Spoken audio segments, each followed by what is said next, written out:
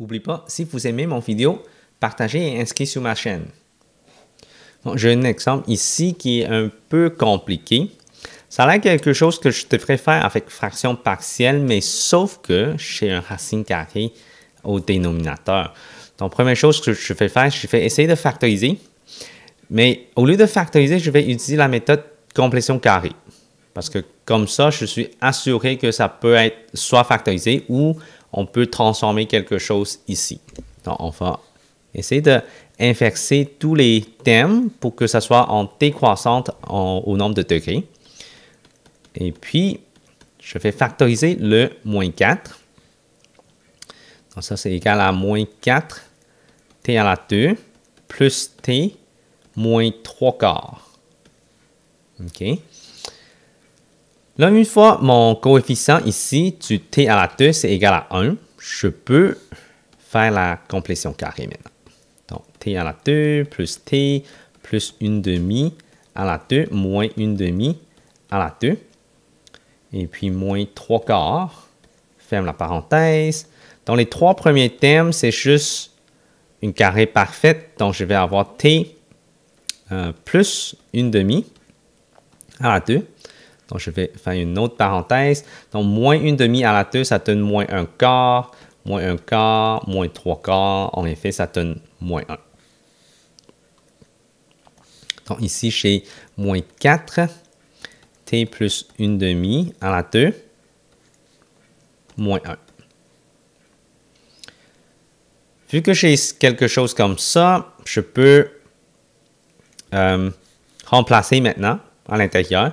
Peut-être je vais juste multiplier le négatif à l'intérieur parce que vu que j'ai mon racine carrée, je ne veux pas calculer quelque chose de racine carrée avec un négatif. Donc, on va distribuer à l'intérieur le négatif. Donc, ça veut dire que je vais inverser comme ça. Parce que si on a négatif à l'intérieur pour la parenthèse, ça donne négatif. Le moins 1 devient positif.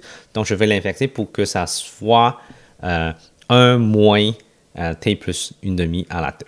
Donc, j'ai mon 4. Là, je vais essayer de remplacer dans l'intégrale dt racine carrée de 4 fois 1 moins t plus 1/2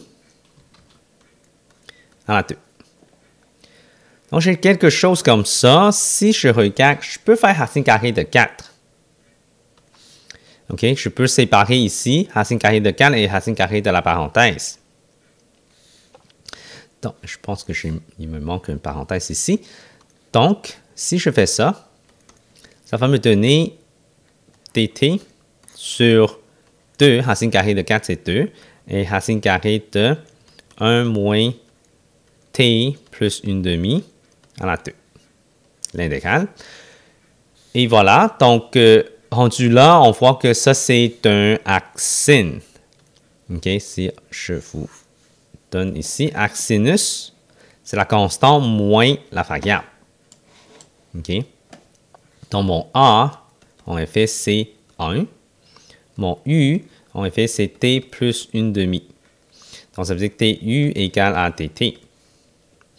Donc, si je le remplace, tout ça, donc j'ai mon 1/2 en avant. Hein, le 2, je le laisse en avant. Donc, qu'est-ce qui nous reste à l'intérieur? C'est tu sur racine carrée de ce qui est le a, 1 à la 2, moins mon u à la 2. Donc, ça, c'est vraiment le arcsinus.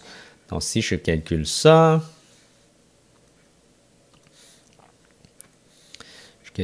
ça serait égal à 1/2 arcsinus. Donc, je vais recopier la formule. Arcsinus de u sur le a, ce qui est 1, plus c. Là, je dois remplacer le u par mon t. Donc, 1/2 arcsinus u, ce qui est t plus 1/2 plus c. Donc, c'est sur 1, donc je n'ai pas besoin de l'indiquer. Donc, la réponse est comme ça. Donc, des fois, c'est assez compliqué pour voir que si j'ai un arcsinus ou arctangent ou arc sécante, mais dans ce cas-là, il faut on fait une complétion carrée avant de savoir que c'est la formule arc-sinus qu'on devrait utiliser.